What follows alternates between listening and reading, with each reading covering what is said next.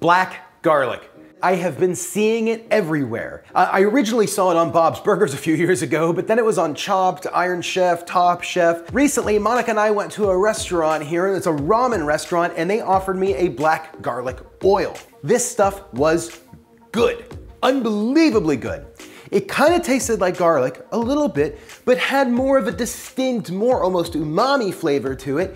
It was very savory, kind of like a tomato-ish paste if it was made out of garlic. It blew my mind, and I asked them exactly what it was, and they said it was essentially just aged fermented garlic. Now, the restaurant actually got it wrong. It's not a fermented garlic. It is aged, but it's aged in a cooking process, and it blackens by using the Maillard reaction. The same way that a steak is cooked or bread is baked, anything that browns and uses enzymes and the decreasing of sugars to increase flavor in browned cooked food. Happens the same way with garlic. So black garlic was originally developed in Korea as a medical product.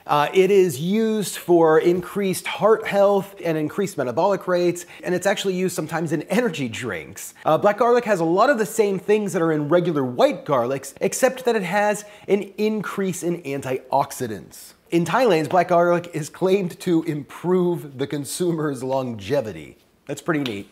So let's get to making black garlic. It's not that hard. Now, I bought two types of garlic. I bought a regular white garlic and a purplish colored white garlic. Supposedly the purple shelled white garlic actually has a higher sugar content, which is gonna give this version a little caramely type of flavor, where the white skinned garlic is going to be a little bit more umami, savory, and richer than the purple colored one. Now, to make black garlic, you don't need anything really fancy. You most likely have the tools in your kitchen already to make it. It's mostly just waiting. It only takes a few minutes to prep it, but then it's gonna take about 3 to 4 weeks to actually allow the black garlic to cook. You're not gonna be using your oven. You won't be able to get that low and stay at the right heat for that long without drying it out. So you can use a crock pot with like a warm function. If you have an Instant Pot or a rice cooker, as long as the rice cooker has a keep warm function on it, that will work for you. Again, the rice cookers and Instant Pots can be a little bit hotter or colder, so you're gonna have to figure out and adjust depending on what you have.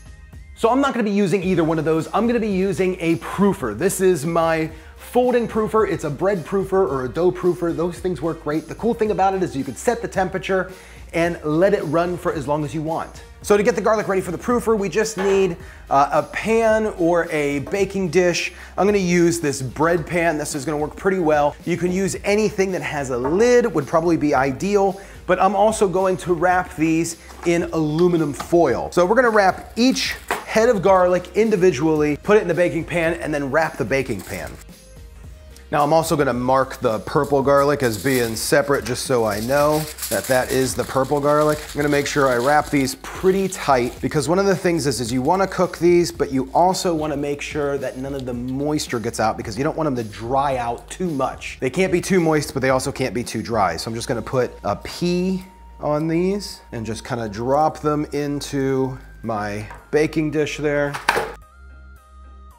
Now, before we started this, I actually went ahead and trimmed off any loose bits that was on the garlic. If the garlic is sprouting at all, you can't use that garlic. And then also make sure that there's no like dirt or anything like that on the garlic. Make sure it's very clean garlic. So if you buy your garlic from like a farmer's market, it most likely has some dirt on it. Make sure you clean that off. So I have my garlic in the pan. What I'm gonna do next is I'm gonna put a piece of aluminum foil over top of this and wrap it really tight. Now I wrapped that up pretty tight because everything that I've read says that when you make black garlic at home, that it gets really smelly. I'm hoping wrapped up like that and in the proofer that it won't be super smelly. We'll find out. There we go. So let's set it in the proofer for 140 degrees. Okay, so that's running. I will see you in about 4 weeks. So yesterday I filmed the black garlic and I was really excited about it. It takes 4 weeks. I figured it was gonna take me, a week or two to edit, and just kind of get it out. But then I see today, Josh Weissman releases his black garlic video. It's a really great video, has a lot of the same information. Josh makes some really cool stuff. So I'm gonna leave a link in the description below for Josh's video. I have 4 weeks left before my black garlic is even done, and then a week or two of just finishing up the video. But that's what I got, and I'm excited for my black garlic to be done. 4 weeks. I got my mic in my hand. 4 weeks. 4 weeks. Okay, so it's been 4 weeks later. This is warm. There is a garlic smell in the house. Not as bad. I think covering it up really helped. If you could do this outside, I would recommend outside. But other than that, I think this is gonna be pretty good. So let's go ahead and unwrap this and see what we got. Ooh, definitely had a hit of a garlic smell. This was sealed really nice. So let's see, we have that is our purple garlic. Ooh, it's soft. Ooh, it's real soft. Now, you can let this sit for about a day or so to kind of cool down and finish. That's our purple garlic. Definitely got a little dark on the bottom here. Let's slice this open. Oh yeah, I mean, oh, that is, that is amazing. That is amazing. Now, taste-wise, like I said, the purple garlic should be a little richer. I mean, that just looks, wow.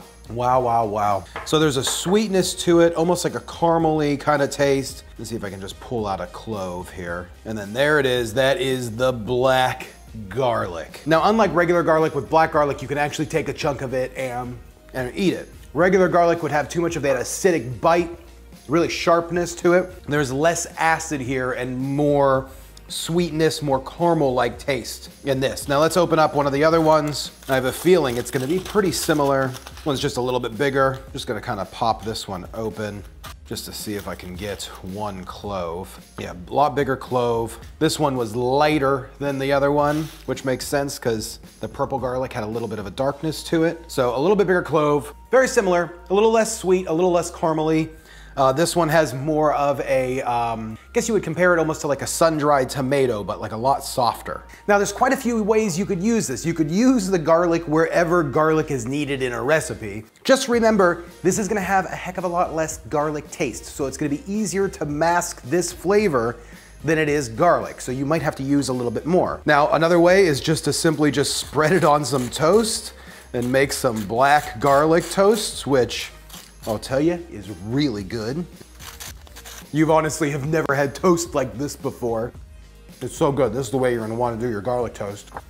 Now there's a few simple ways to use it. Like I said, garlic toast, but then you can also add it to an oil. Now an easy way is to just kind of squeeze the garlic out of their cloves at about double the amount of oil that you would use. I'm just using a little bit of olive oil. And then we're going to whisk this up and kind of just break it down in the oil.